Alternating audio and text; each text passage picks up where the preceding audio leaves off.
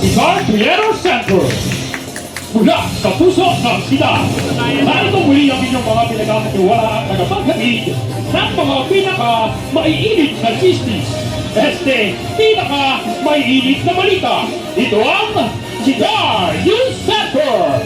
Saan man, kailanman, ang katotohanan ang aming ipaglalaban.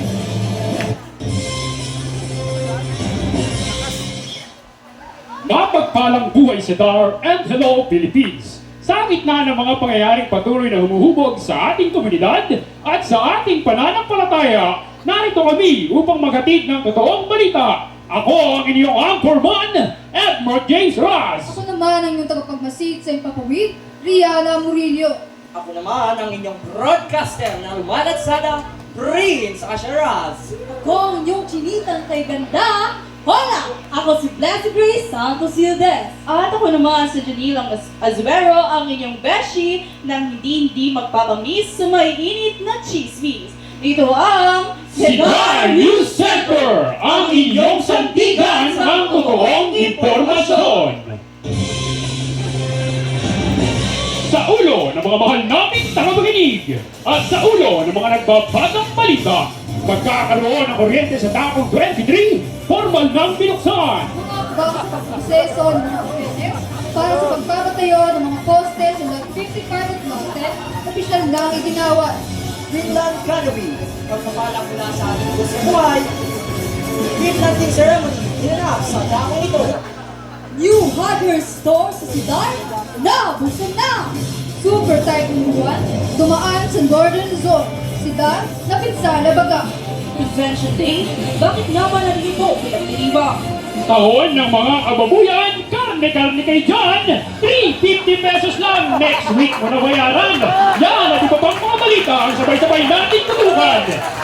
Dito sa Sigar News Center.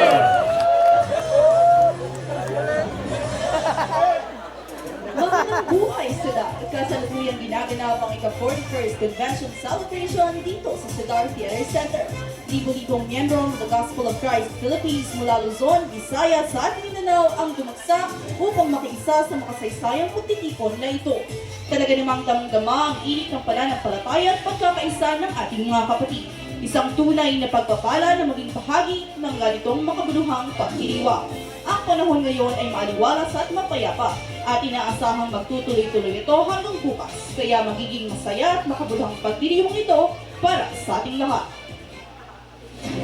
At bukod sa makasaysayang pagtitipon na ito, isa pang makabuluhang kaganapan ang naganap bilang bunga ng pananampalataya ng ating mga kapatid. Noong Disyembre 26, isinagawa ang mass baptism para sa mga batang may edad na 13 pataas sa pangunguna nila Pastor Edwin Pamintuan at Pastor Renato Santos. May kabuoang 10 kabataan ang nabautismuhan, 4 mula Masbate, 4 mula Baler, 1 mula Teresa at 1 mula Nueva Ecija. Ang kaganapang ito ay hindi lamang isang seremonya, kundi isang patunay na patuloy na paglago at pagpapangtag ng pananampalataya ng mga kabataan sa loob ng ating iglesia.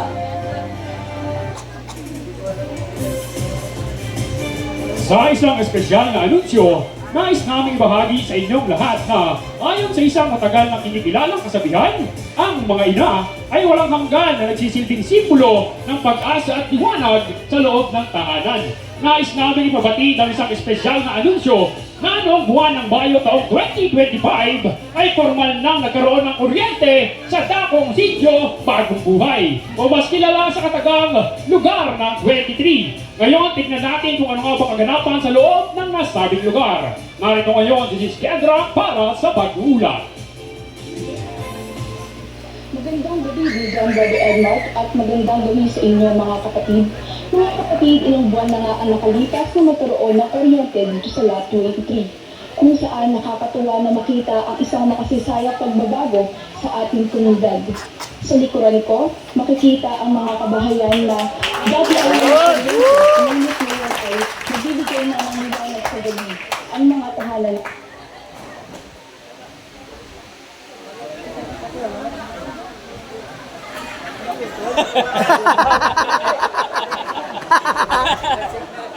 kuryente.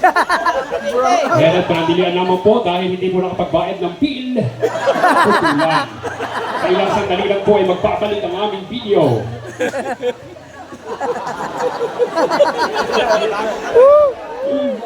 Bukas na magkaroon ng kuryente dito sa Lot 23, kung saan nakakatuwa na makita ang isang makasisayang pagbabago sa ating komunidad. Sa likuran ko, makikita ang mga kabahayan na dati ay walang kuryente, ngunit ngayon ay nagbibigay na ng liwanag sa gabi ang mga pangalan ng ating mga kapatid. Halina't samahan niyo ako na bumisita sa ilang mga kapatid upang malaman natin kung ano nga ba ang naging epekto ng kuryente sa kanilang pamumuhay.